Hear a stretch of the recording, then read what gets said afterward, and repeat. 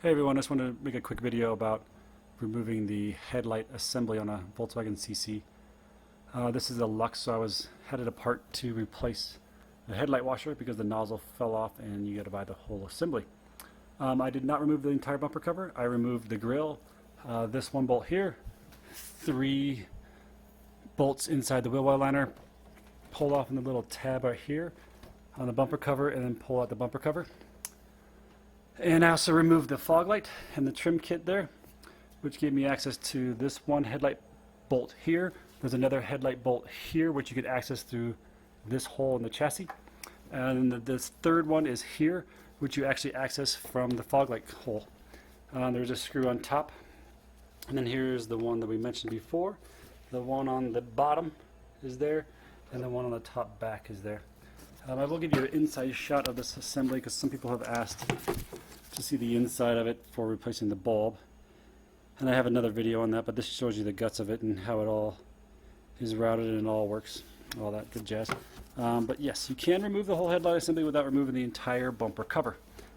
Just be careful, and when you put it back in, I have found that you snug up this bolt first, and then have that one and that one in place, and then use your hand to align the edge of the headlight with the fender before you tighten the bottom one first, followed by the back one. Again, I was just in here replacing the headlight washer right here, which I tried to access without removing the headlight, but it's kind of hard to get this top back one. The driver's side, I think you can do it because your washer reservoir is not in the way.